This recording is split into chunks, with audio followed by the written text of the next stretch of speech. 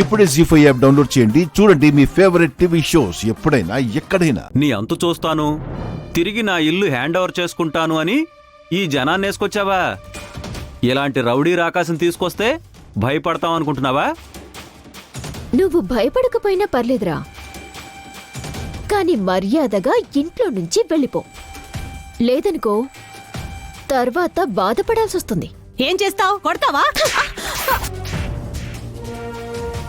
చూసావా, కొడతావా అన్నంత టైం కూడా పట్టలేదు కొట్టడానికి. ఏయ్, నా ఇంటికొచ్చి నా భార్యనే కొడతారా? రేయ్ రండిరా.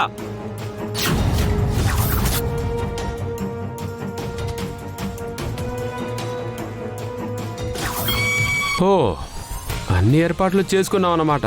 ముసల్ది ఇదే ఇంత జాగ్రత్తగా ఉన్నప్పుడు నా ప్లాన్లో నేనున్నా. రేయ్, ఈవిడేదో హీరోయిన్లా ఫీల్ అయిపోతుంది, వెళ్ళి దాని సంగతి చూడండి రా. రేయ్, పిచ్చోల్లాగున్నారేంద్రా? వీడేదో 1000-2000 ఇస్తే కక్కుర్తి పడొచ్చారు.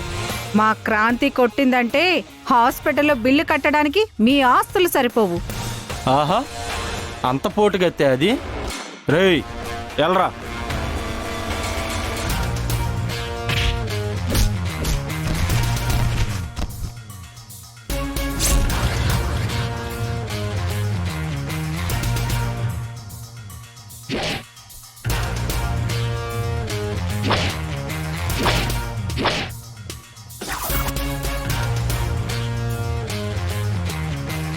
హే,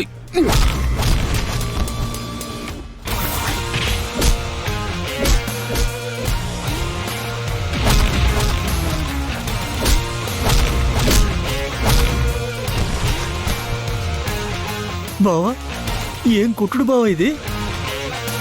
సొల్లాపి వీడియో తీరా. సరే బావా.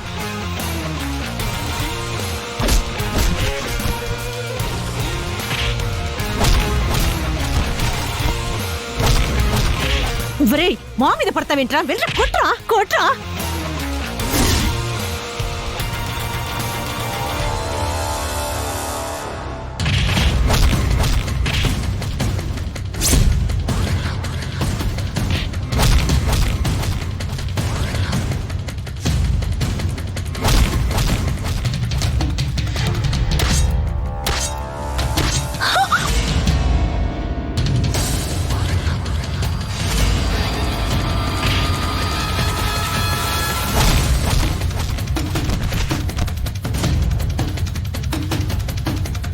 వేషం మార్చి పూర్తిగా ఇంట్లో చేరింది క్రాంతినే అని ఈ దెబ్బతో పూజకి నిరూపించేయచ్చురా.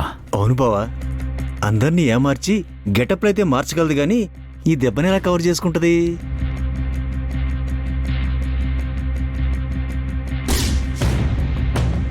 రై, ఇల్లు అద్దెకిచ్చి సొంత వాళ్ళలా చూసుకుంటుంటే ఆవిడకే నామాలు పెట్టాలని చూస్తారా? ఆవిడకి ఎవరు లేరనుకుంటున్నారా? తొదరా బయటికి.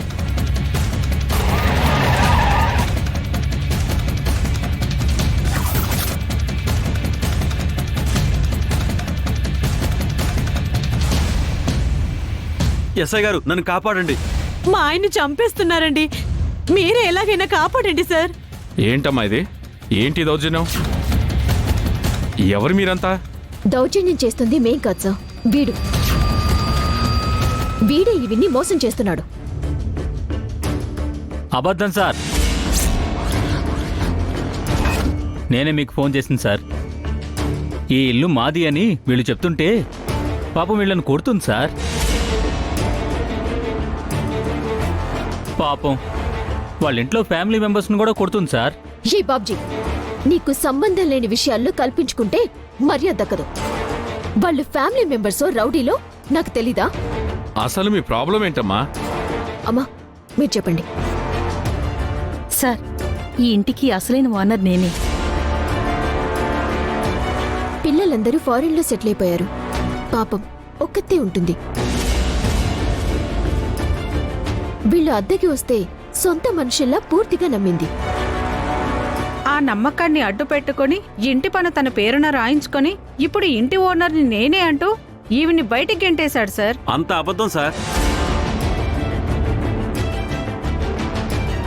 అమ్మా, ఈ ఇల్లు మీదే అనడానికి ఈ ఇంటి ఓనర్ మీరే అనడానికి మీ దగ్గర ఏమైనా డాక్యుమెంట్స్ ఉన్నాయా?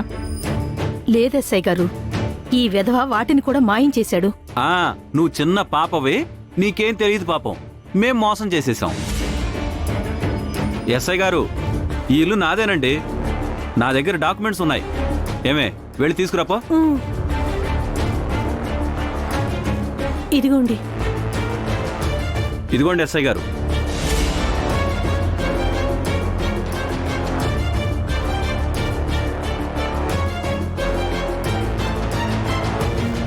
అవును, ఈ ఇల్లు ఇతని పేరు మీదే ఉందిగా, చూడండి.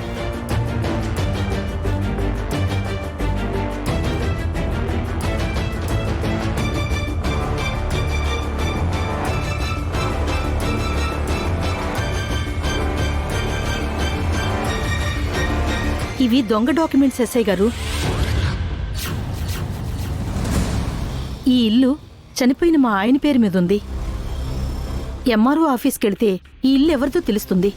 ఆహా, మరి అన్నీ తెలిసిందానివి డైరెక్ట్గా ఎంఆర్ఓ ఆఫీస్కి వెళ్ళి డాక్యుమెంట్స్ తీసుకుని పోలీస్ స్టేషన్కి వెళ్ళి కంప్లైంట్ ఇవ్వకుండా రౌడీలను ఎందుకు తీసుకొచ్చినట్టు? నేనే గనక రౌడీయిజం చేయాలనుకుంటే లెక్క వేరేలా ఉండేది. చూసారు ఎస్ఐ గారు, మీ ముందే మా భావన ఎలా బెదిరిస్తుందో. చూడండి అమ్మా, ఇతనే మోసం చేశాడన్న నమ్మకం మీకుంటే మీరు లీగల్గా ప్రొసీడ్ అవ్వాలి. ఇలా చట్టాన్ని చేతిలోకి తీసుకొని దౌర్జన్యం చేయడం కరెక్ట్ కాదు.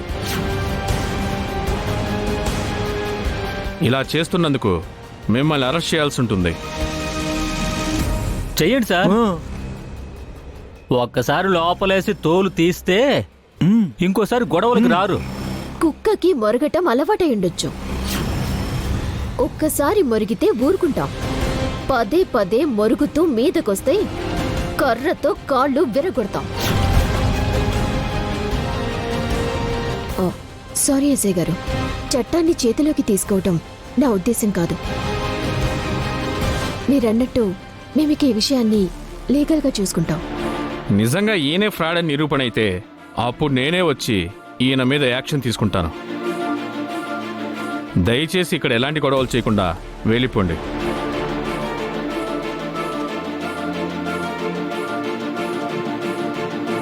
మీరేం కంగారు పడకండమ్మా.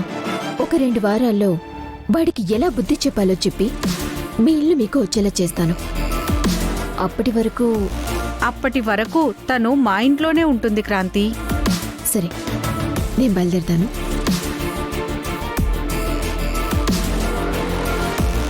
ఎళ్ళమ్మా, ఎళ్ళు. ప్యాంటు చొక్కాలో ఉన్నావు, చీర మార్చుకుని వెళ్ళు, లేకపోతే పూజకి దొరికిపోతావు.